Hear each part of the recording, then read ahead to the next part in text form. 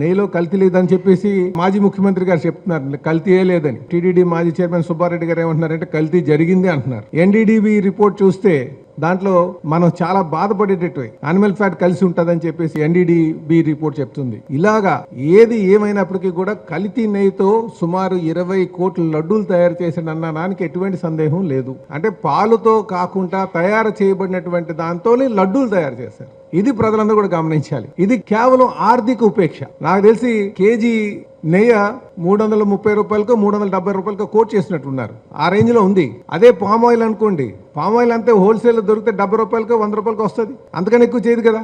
ఆ కెమికల్ అంతా కలుపుకుంటే ఇంకో 70 రూపాయలు లేదా ఒక 100 రూపాయలు అయి ఉంటుంది. అంటే రమారమి ఈ కేజీ దగ్గర ఎంత ఆర్థిక ఉపేక్ష ఉందో ఒక్కసారి ప్రజలందరూ ఆలోచన చేసుకోవాలి. కేవలం డబ్బుల కోసం కకృతిపడి హిందువుల మనోభావాలను తాకట్టు పెట్టే విధంగా ఈరోజు మాకు బాధగానే ఉంది. ఏది అందులో ఈ జంతువుకు ఉందా అని మాట్లాడితే, కాకపోతే వాస్తవాలు కూడా గమనించాల్సినటువంటి అవసరం ఉంది. దాని దోషులు శిక్షించాల్సినటువంటి అవసరం ఉంది. దేని మనం కొంచెం ఎవరైతే దీనికి బాధ్యులో వాటి పట్ల కఠినంగా వ్యవహరించాల్సిన అవసరం ఉంది. సిట్ రిపోర్ట్ లో కూడా కల్తీ జరిగిందా లేదా అన్న దాని మీదే ఆ టర్మ్స్ ఆఫ్ రిఫరెన్స్ ఉన్నాయండి. టర్మ్స్ ఆఫ్ రిఫరెన్స్ ఏదైనా సుప్రీంకోర్టు చెప్పేటువంటిది ఏదైతే ఉందో ఆ టర్మ్స్ ఆఫ్ రిఫరెన్స్ బట్టి సిట్ కి లేదా సిబిఐ కానీ వాళ్ళు ఎంక్వైరీ చేస్తారండి. ఆ scope is open to government. ఆర్థిక లబ్ధి పొందినటువంటి వాళ్ళు ఉన్నారని చెప్పారు. నెయ్యిగా పిలబడుతుంది ఏదైతే ఉందో, కల్తీ నెయ్యిగా పిలబడుతుంది ఏదైతే ఉందో, దాంట్లో ఏ సోర్స్ ఆఫ్ మెటీరియల్ వాడారనేది ఉంది.